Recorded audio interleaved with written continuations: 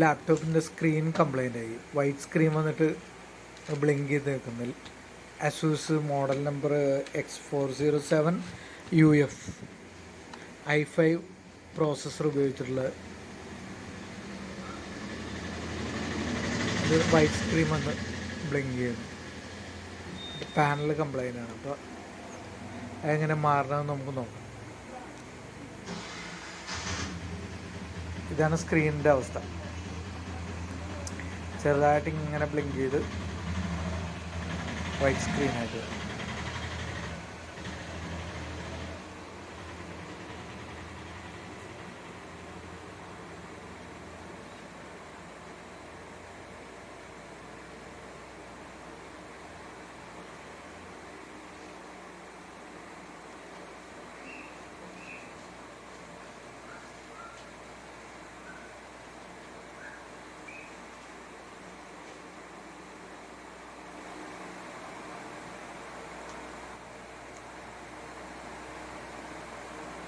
സ്ക്രീനിൻ്റെ താഴെയായിട്ട് 2 സ്ക്രൂ ഉണ്ട്.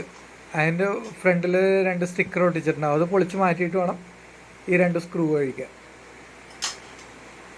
അതിനുശേഷം ടോപ്പിൽ അകത്തുനിന്ന് വേണം പുറത്തോട്ട് മുകളിലോട്ട് വലിക്കാൻ. വലിച്ച് പോരാ. അകത്തുനിന്ന് കൈ ഇട്ടിട്ട് ഇങ്ങനെ പയ്യെ വലിച്ചാൽ മതി. പയ്യെ വലിച്ചു കൊടുത്തു കഴിഞ്ഞാൽ സൈഡ് രണ്ടും എല്ലായിടത്തും അങ്ങനെ തന്നെ ഉള്ളിൽ നിന്ന് വേണം കൈയിട്ടിട്ട് വലിച്ചു കഴിഞ്ഞാൽ ഇങ്ങോട്ട് തുറന്നു പോരും.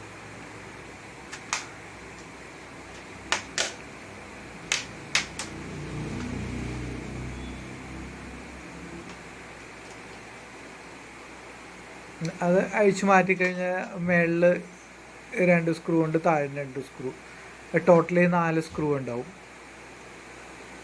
അത് അഴിച്ചു കഴിഞ്ഞാൽ നമുക്ക് പാനൽ ഇങ്ങോട്ട് പൊക്കിയെടുക്കാം.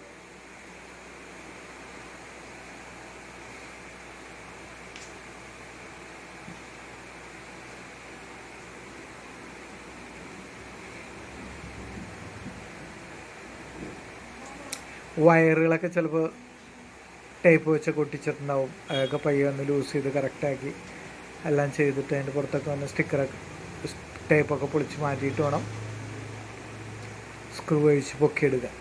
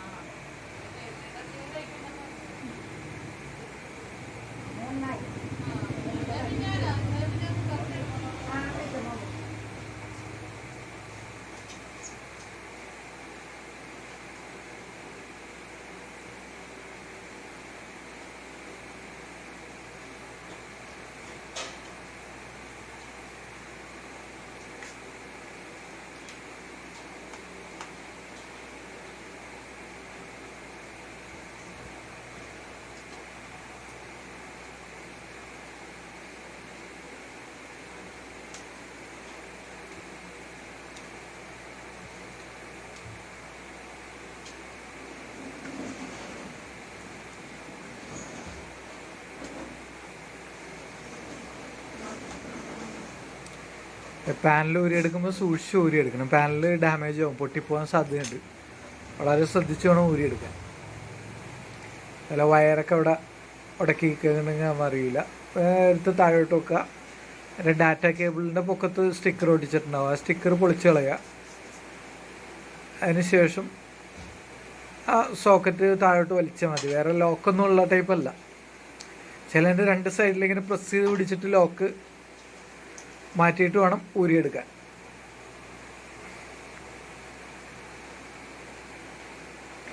ജസ്റ്റ് വലിച്ചിങ്ങോട്ട് പോരും, പുറത്തേക്ക് പോരും. ഊരിപ്പോന്ന ടൈപ്പ്.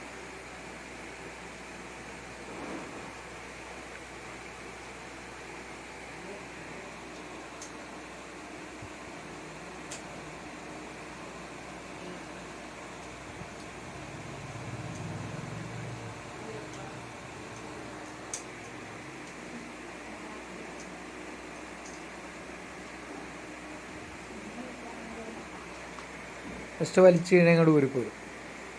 വേറെ ഒന്നുമില്ല. അത് കഴിഞ്ഞാൽ പാനൽ സെപ്പറേറ്റ് ആവും.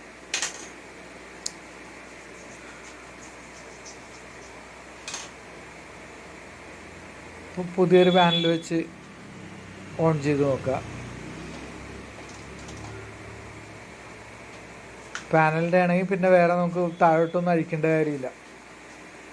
അതല്ലെങ്കിൽ മൊത്തം അഴിച്ച് അതിൻ്റെ ഡാറ്റ കേബിളിൻ്റെ കംപ്ലയിൻറ്റ്സ് വന്നാലൊക്കെ വരും. ഇങ്ങനെ പ്രശ്നങ്ങൾ കാണിക്കും. മദർ ബോർഡിൽ കംപ്ലയിൻറ്റ് വന്നാൽ കാണിക്കും. സെയിം കംപ്ലയിൻറ്റ്സ് ഒക്കെ വരും.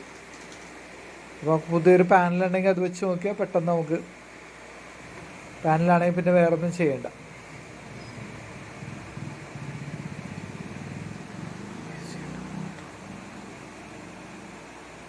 ഒരു പുതിയ പാനൽ വെച്ച് നോക്കിക്കഴിഞ്ഞപ്പോഴത്തേക്കും അതിന് വേറെ പ്രോബ്ലം ഒന്നുമില്ല. പാനൽ കംപ്ലൈൻ്റ് ആയിരുന്നു. പഴയ പോലെ റീഫിറ്റ് ചെയ്യുക, അത്രേ ഉള്ളൂ, വേറെ ഒന്നുമില്ല.